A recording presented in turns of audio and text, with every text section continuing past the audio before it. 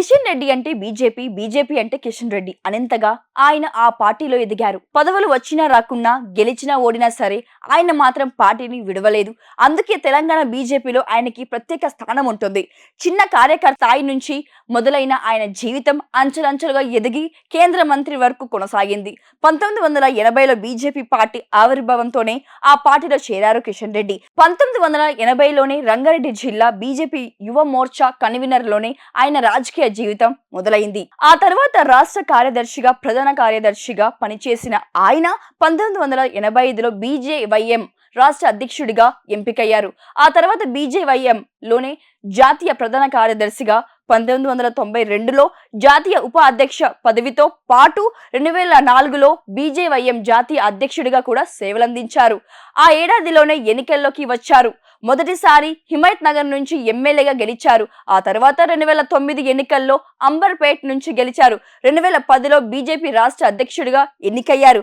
ఆయన హయాంలోనే ఉమ్మడి ఏపీ పార్టీ బాగానే ఎదిగింది. ఇక తెలంగాణ ఉద్యమంలోనూ కిషన్ రెడ్డి పోరాడారు. బీజేపీ పోరు యాత్ర లాంటి కార్యక్రమాలు చేశారు. 2014లో రెండోసారి పార్టీ రాష్ట్ర అధ్యక్షుడిగా నియామకమయ్యారు. 2014 ఎన్నికల్లో అంబర్పేట్ నుంచి మరోసారి ఎమ్మెల్యేగా గెలిచారు. కానీ 2018లో ఓడిపోయారు. కానీ 2019లో ఎంపీ ఎన్నికల్లో సికింద్రాబాద్ ఎంపీగా గెలిచి ఏకంగా కేంద్ర మంత్రిగా ఛాన్స్ అందుకున్నారు. ఎక్కడ పనిచేసినా సరే క్లీన్ ఇమేజ్ తో కిషన్ రెడ్డికి పనిచేశారు. అందుకే కిషన్ రెడ్డిని ప్రతిపక్షాలు విమర్శించేందుకు కూడా ఆలోచించుకుంటాయి. అంతలా కిషన్ రెడ్డి అవినీతి మరకలకు దూరంగా ఉంటూ వచ్చారు. అందుకే కేంద్ర నాయకత్వం ఆయన సేవలను గుర్తించింది. పార్టీ అధ్యక్షుడిగా మూడోసారి ఆయనకు అవకాశం కల్పించింది.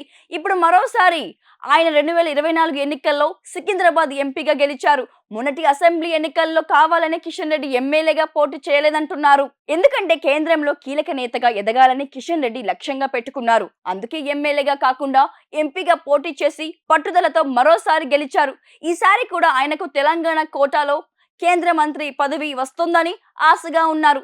ఎందుకంటే పార్టీ పుట్టుక నుంచి ఉన్న నేతగా ఆయన క్లీన్ ఇమేజ్ ఉంది. ఇప్పుడు తెలంగాణలో గెలిచిన ఎంపీలతో పోలిస్తే కిషన్ రెడ్డికి సీనియారిటీ ఎక్కువ. అందుకే ఆయన మరోమారు కేంద్ర మంత్రి అవుతారని నమ్మకంతో ఉన్నారు.